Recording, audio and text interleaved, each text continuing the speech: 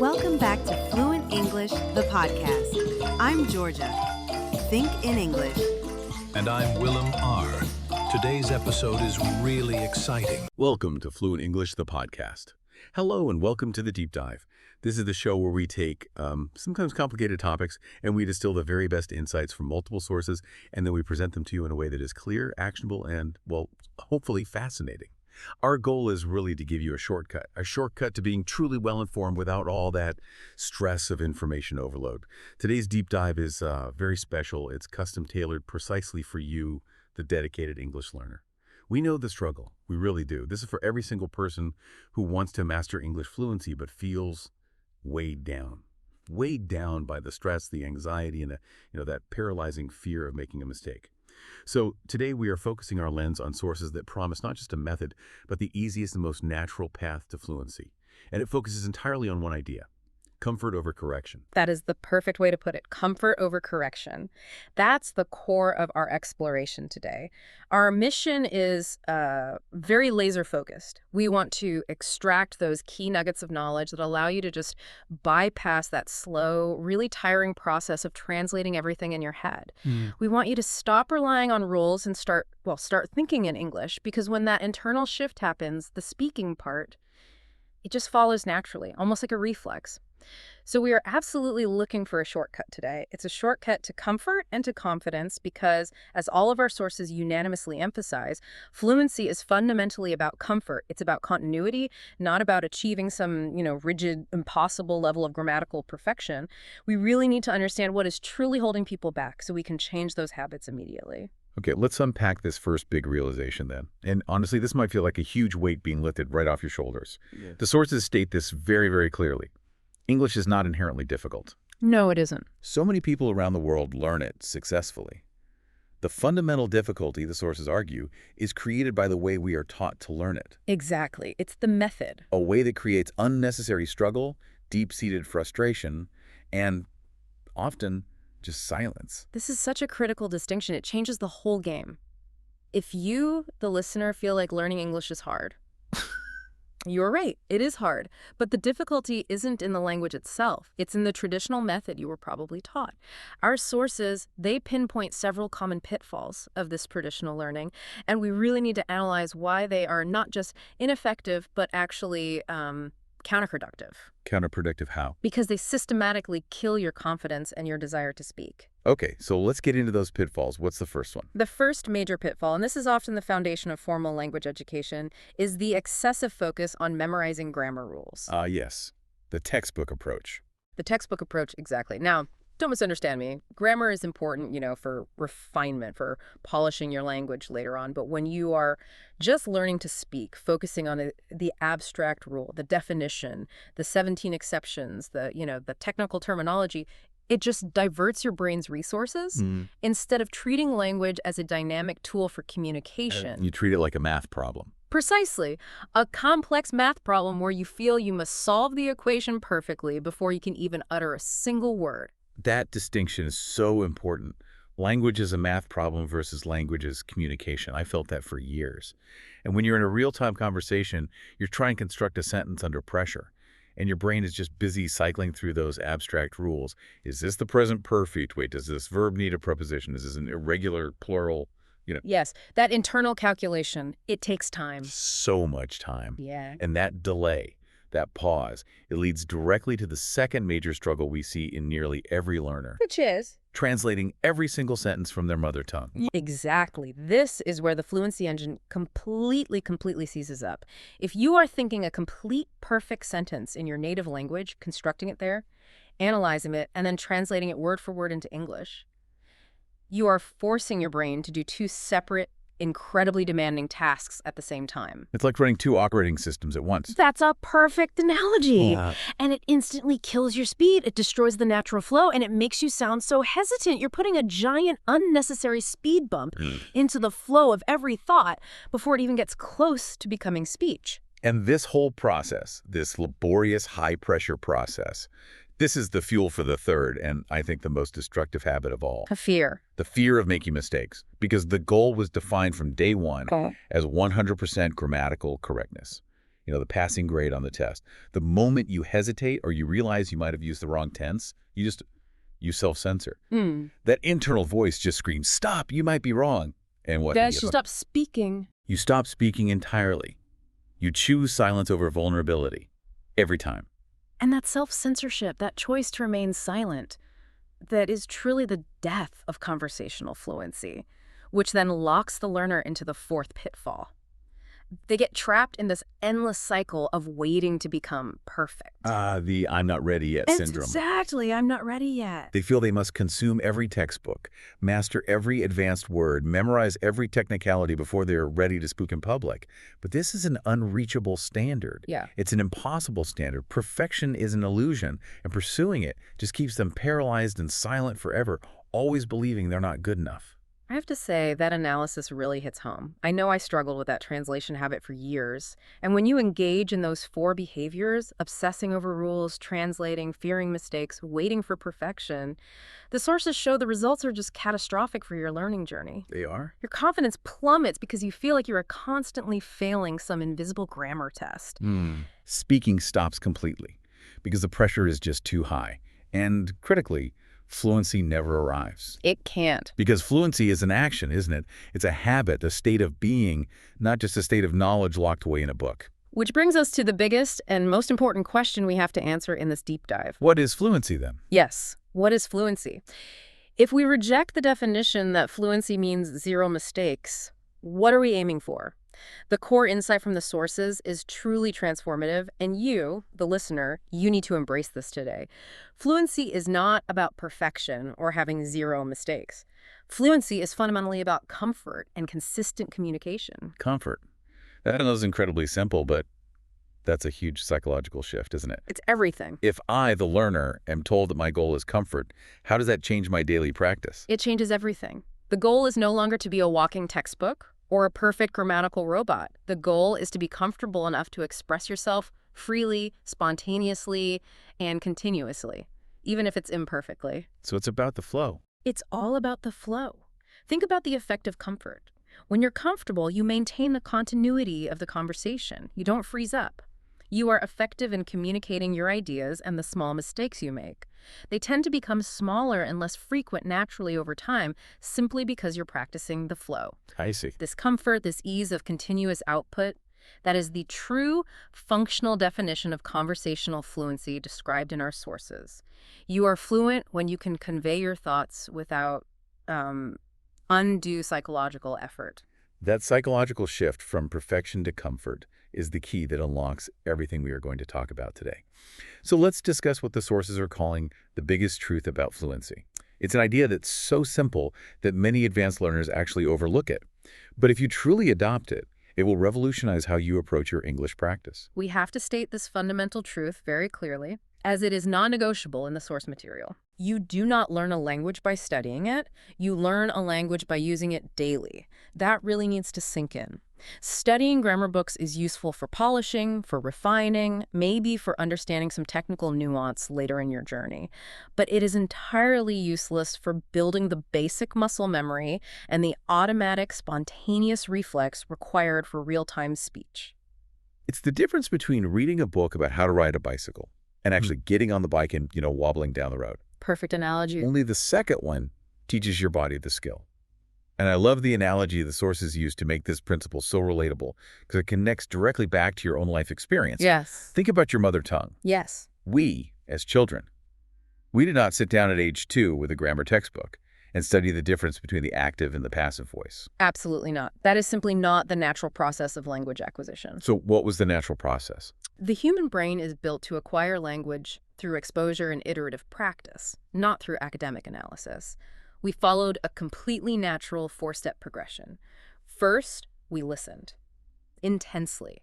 For months, we just absorbed sounds, rhythm, tone. Everybody's just sponges. Total sponges. Second, we copied the sounds we heard, often incorrectly, making mistakes happily because we had no fear. We didn't know what a mistake was. Right. Third, we spoke badly. We used one-word sentences, often incorrect structures, mispronouncing everything, and then, and only then, after massive input and constant low-pressure output, did we start to speak better. Why? Because our brain had internalized the patterns through practical, repeated usage and correction from the environment around us. It's so interesting because traditional adult learning methods try to completely reverse that natural progression. They do. They demand we start with the analysis, the grammar rules, before we even have the listening foundation, and certainly before we have the speaking habit. It's like we are trying to build the complex roof of grammatical perfection before the foundational walls of basic usage are even laid. No wonder it feels like such a struggle. Precisely. And this is where the cognitive science and the sources comes in, but we don't need to use any heavy jargon.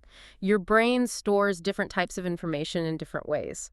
When you memorize a grammar rule, you're using what's called declarative memory. Okay, so that's memory for facts and figures. Exactly. It's slow, it's conscious, and it requires effort to retrieve. But when you speak your native language, you are using procedural memory. Like walking or cycling. Just like walking or cycling. It's the memory for skills and habits. It's fast, it's automatic, it's unconscious. So the easiest and fastest method for achieving English fluency is simply to switch the emphasis. From declarative to procedural. From rules to habits. The path is so clear. Listen more, speak daily, and stop overthinking. This method forces your brain to build that foundational, automatic connection between the thought you have and the immediate English expression of that thought. And it bypasses that slow, harmful translation step entirely. Completely. We focus on the function of language to communicate right from the start, just like we did as children. Okay, so that analysis gives us the why. Now we move to the how, and this is the core of this deep dive. Our sources have provided a clear, incredibly actionable 5-step plan. These are the practical tools you can start using today for rapid, low-stress progress. That's right. This isn't just theory. This is the blueprint for creating the habit of fluency by leveraging that procedural memory we just talked about. All right, let's dive deep into each one. We'll make sure we provide you with all the practical detail you need to implement them starting right now. Let's start with step 1. Step 1 is daily listening, the foundation. As we just discussed the natural progression, listening is where it all begins. The sources are absolutely emphatic about this. Listening is the foundation. If you do not listen to a sufficient volume of English, you cannot physically or mentally generate fluent, natural speech. It is the necessary fuel for your English engine. If you try to speak without enough listening, you're trying to drive a car with an empty tank. It just won't work. So how should we listen? What's fascinating here is that the sources stress that this listening should be seamlessly integrated into your daily life. This is not meant to be formal, stressful study time. The key is volume of exposure, not intensity of analysis. So what does that look like in practice? It means you should listen to English podcasts on topics you genuinely enjoy. Could be history, news, maybe even comedy. Something you actually care about. Exactly. You should also watch simple English videos or TV shows, maybe with English subtitles at first. And critically, you should listen during routine activities. Like what? While walking to work, while cooking dinner, while cleaning the house, or while resting before bed. The goal is just constant, gentle immersion. We are training the brain to accept English as a constant background hum. It's passive listening that slowly becomes active listening over time. Precisely. Okay, but let me ask the question that I know every learner is thinking right now, because I thought of myself for years. What about the pressure? When I first start listening, I feel overwhelmed because I want to look up every single word. I feel guilty if I don't analyze the grammar. How do the sources suggest we actively fight that impulse? That impulse is the legacy of the perfection-based system, and we must break it. The instruction here is a bit counterintuitive, but it's vital. Don't try to understand every single word. Don't try? Don't even try. Your job is simply to aim to understand the main idea, the context, the tone of the speaker. If you understand 50 or 60% of the words, that is a fantastic foundation for growth. But why does this passive-sounding method work? Why doesn't ignoring words just lead to more confusion? Because of a principle called comprehensible input. Your brain is an incredible pattern-finding machine. When you listen to content that is mostly understandable, even if you don't consciously analyze every sentence, your brain will slowly and naturally absorb and learn 3 essential subconscious elements. Okay, what are they? First is pronunciation and intonation. You learn the actual sound of the language, where native speakers put the stress, how words flow together. Second is rhythm and cadence. You learn the natural timing of English sentences. And third, sentence flow and natural usage.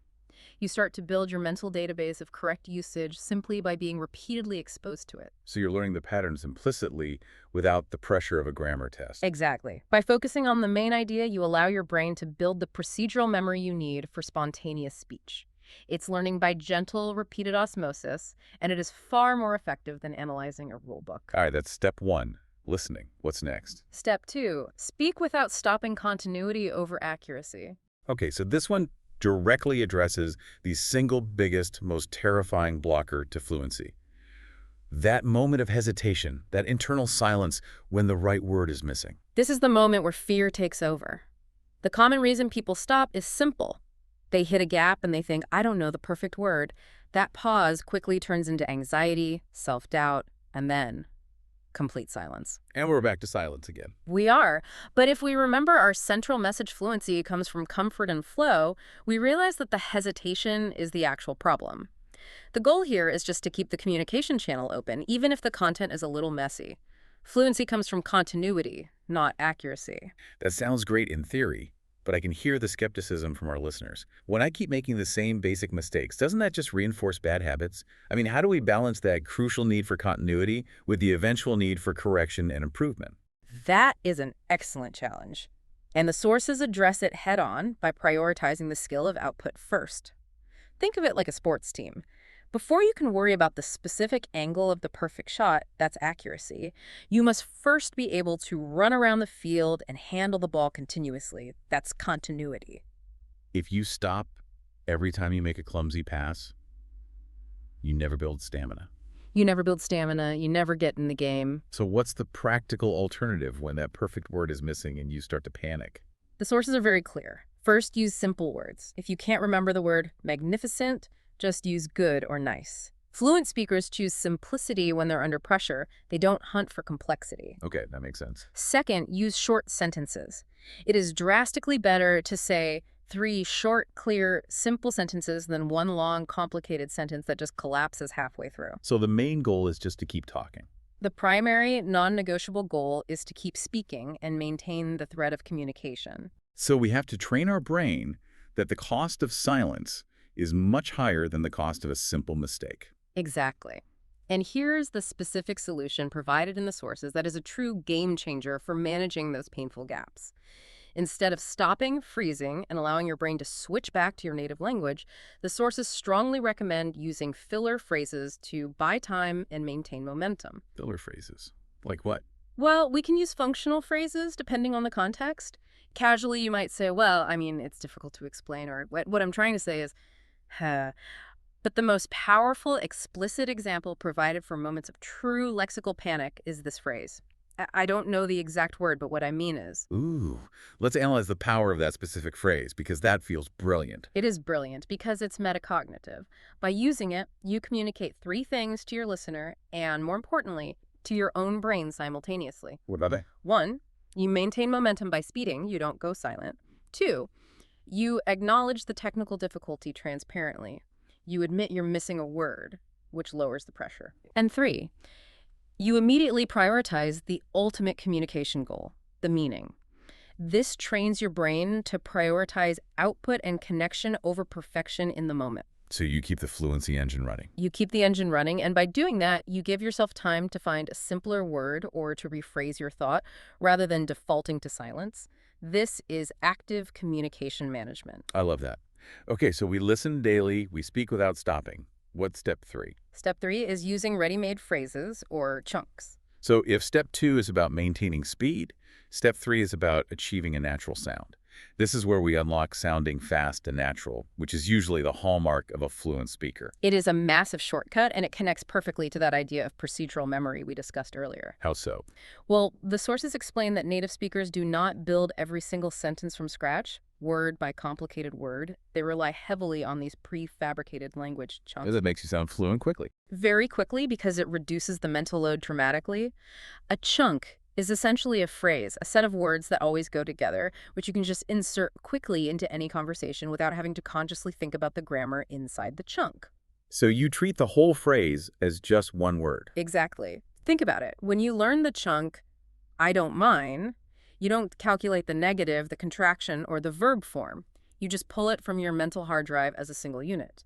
This frees up enormous resources. What are the best kinds of chunks for a learner to start with? The sources emphasize high-utility conversational phrases that manage transitions, opinions, and structure. They gave some excellent examples, but we can expand them into functional categories. Okay, let's hear them. First, you have opinion chunks, like, I think that, or in my opinion, or to be honest.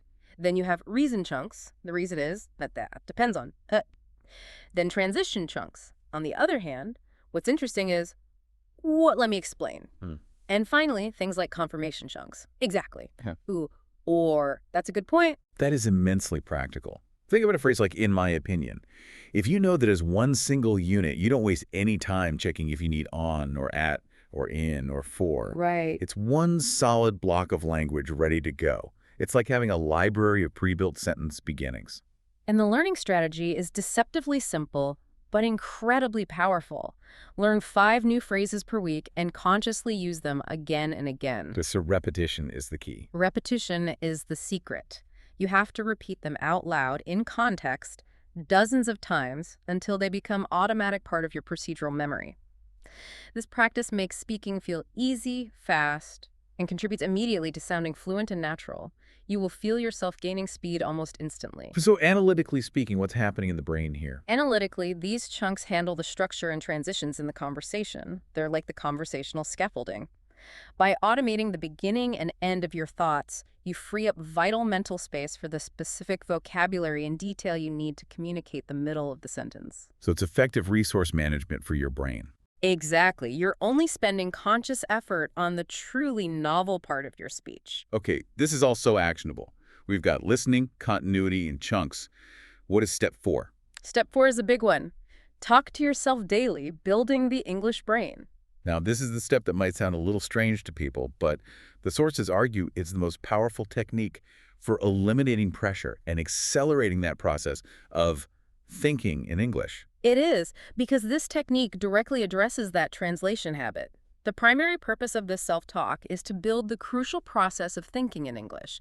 If you rely on translating every thought from your native language, you will always be slow and hesitant. So talking to yourself forces that thought to English pathway to get stronger. It does, and it does so without the external pressure of a listener judging your output. So how can our listener integrate this into their busy day without, looking a bit strange? Well, the beauty is that you can practice this silently or quietly, anywhere, anytime. The sources give specific routine-based ways you can integrate this daily practice. Okay, like what? First is what I'd call the running commentary.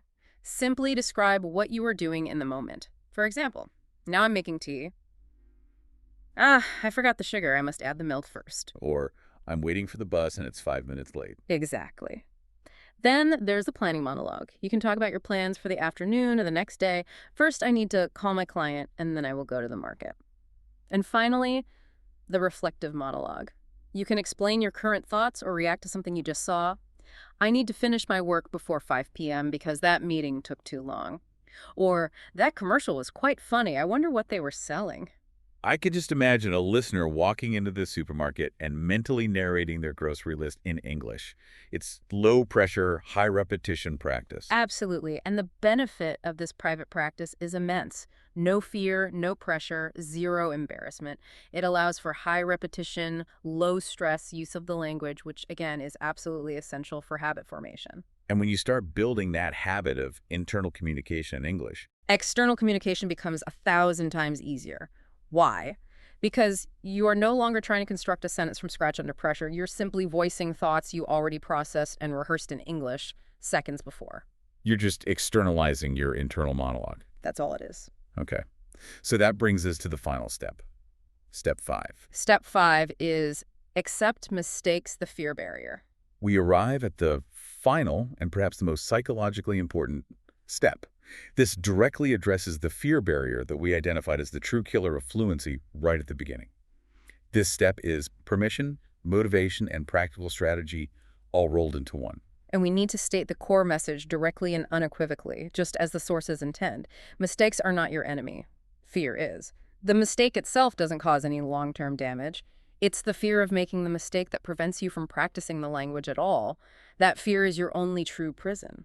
We have to internalize this historical fact. Every single fluent speaker, whether they learn the language at age 5, 15, or 50, Yep. they all made thousands upon thousands of mistakes on their journey. Thousands. Mistakes are just data points.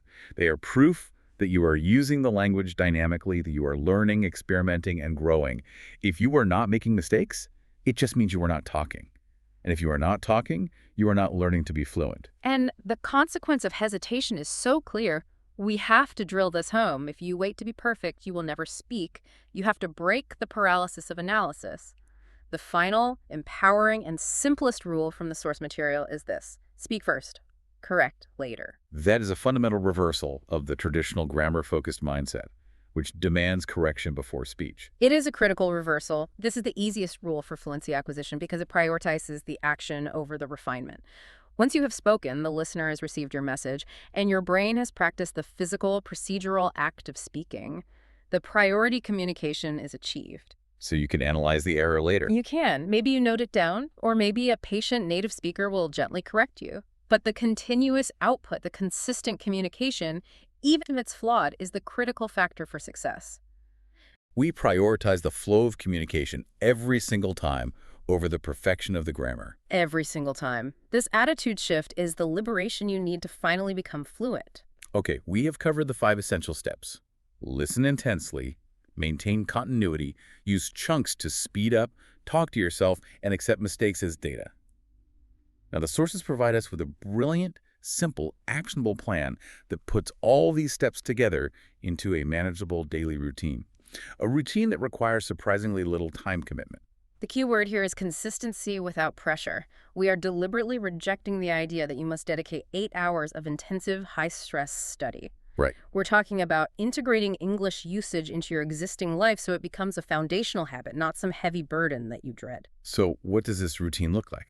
It is built specifically around leveraging the passive parts of your day and those private, low-pressure moments. Here is the specific low-commitment daily plan outlined in the sources. It totals just 35 minutes. Only 35 minutes. Okay. First, 20 minutes of listening. This is while you commute, while you exercise, while you cook, while you wait for something. And remember, this is about volume and context, not understanding every word. Second, 10 minutes of speaking to yourself.